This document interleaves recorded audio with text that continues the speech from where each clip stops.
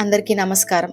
November 10, 2025 సోమవారం సాయంత్రం ఢిల్లీ రాజధానిలో జరిగిన భయంకరమైన సంఘటన గురించి ఈరోజు మనం వివరంగా చూడబోతున్నాం. రెడ్ ఫోర్ట్ మెట్రో స్టేషన్ సమీపంలో జరిగిన ఈ పేలుడులో కనీసం 10 నుండి 13 మంది వరకు ప్రాణాలు కోల్పోయారు. 20 మంది కంటే ఎక్కువగా గాయపడ్డారు. సోమవారం సాయంత్రం 6:42 red fort metro station gate number 1 సమీపంలో ఒక హ్యుండాయ్ i20 కార్ నెమ్మదిగా కదులుతూ ట్రాఫిక్ సిగ్నల్ దగ్గర ఆగినప్పుడు పేలింది. ఈ ప్రమాదంలో 6 వాహనాలు మరియు 3 ఆటో రిక్షాలు కూడా అగ్ని ప్రమాదానికి గురయ్యాయి.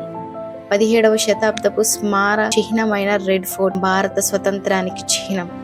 రద్దీగా ఉండే బజార్లు మరియు వీధి వ్యాపారుల కోసం ప్రసిద్ధి చెందిన పర్యాటక కేంద్రం సమీపంలోనే ఈ సంఘటన జరిగింది. ఇక దర్యాప్తు పురోగతి విషయానికొస్తే పోలీసులు ఈ కేసును భారతదేశ యాంటీ టెర్రర్ చట్టమైన UAPA unlawful activities prevention act కింద దర్యాప్తు చేస్తున్నారు.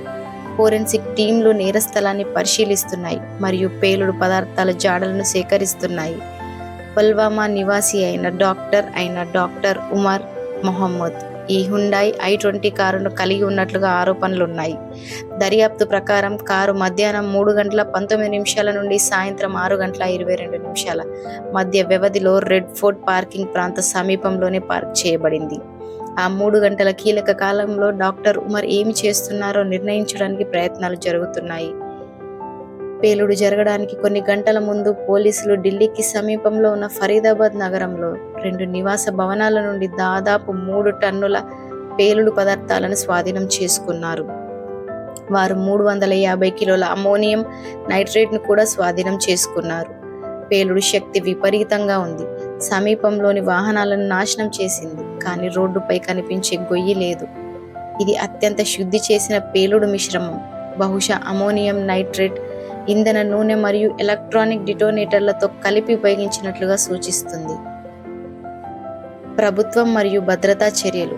ఈ సంఘటన యొక్క అలల ప్రభావం భారతదేశం అంతటా అనుభవించబడింది. విమానాశ్రయాలు, రైల్వే స్టేషన్లు, ప్రభుత్వ భవనాల మరియు వారసత్వ ప్రదేశాలు హై అలర్ట్లో ఉంచబడ్డాయి. రెడ్ ఫోర్ట్ 3 రోజుల పాటు మూసివేయబడుతుంది. న్యూఢిల్లీలోని US రాయబార కార్యాలయం అమెరికన్లకు పరిసర ప్రాంతం మరియు పెద్ద గుంపులను నివారించమని సలహా ఇస్తోంది. హర్యానా మరియు ఉత్తరప్రదేశ్ రాష్ట్రాలు కూడా హై అలర్ట్తో ఉంచబడ్డాయి. దర్యాప్తు కోసం 500 కంటే ఎక్కువ అత్యంత నైపుణ్యం కలిగిన అధికారులు మరియు సిబ్బంది భారీ బృందం నియమించబడింది. ఈ బృందంలో intelligence bureau, national investigation agency, national security guard, Delhi police special cell సభ్యులు కూడా ఉన్నారు. ప్రధానమంత్రి నరేంద్ర మోదీ గారు మరణించిన వారి బంధువులకు సంతాపాన్ని తెలియజేశారు. గాయపడిన వారు త్వరగా కోలుకోవాలని కోరుకుంటున్నాను అని వ్యాఖ్యానించారు. హోమ్ మినిస్టర్ అమిత్ షా పేలుడు స్థలాన్ని మరియు లోక్ నాయక్ హాస్పిటల్ను సందర్శించి మేము అన్ని అవకాశాలను అన్వేషిస్తాము మరియు సమగ్ర దర్యాప్తు నిర్వహిస్తాము అని హామీ ఇచ్చారు. రష్యన్ ఎంబసీ తమ పౌరులలో ఎవరైనా ప్రభావితమయ్యారో లేదో నిర్ధారించడానికి ప్రయత్నిస్తోంది మరియు ప్రాణ నష్టాలు మరియు గాయాలను అధికారికంగా గమనించింది. మాజీ ఢిల్లీ ముఖ్యమంత్రి మరియు ఆమ్ ఆద్మీ పార్టీ కన్వీనర్ అరవింద్ కేజ్రీవాల్ గారు ఈ సంఘటన అత్యంత ఆందోళనకరమైనది అని వ్యాఖ్యానించారు. పోలీసులు మరియు ప్రభుత్వం వెంటనే ఈ పేలుడు ఎలా జరిగిందో మరియు దాని వెనుక ఏదైనా పెద్ద కుట్ర ఉందో దర్యాప్తు చేయాలని అన్నారు.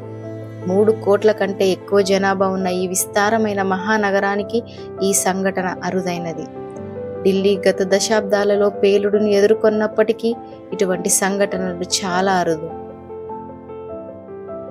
ఈ కష్ట సమయంలో బాధితులు మరియు వారి కుటుంబాలతో మా ఆలోచనలు కూడా ఉన్నాయి. తాజా నవీకరణల కోసం అధికారిక వనరులను అనుసరించండి.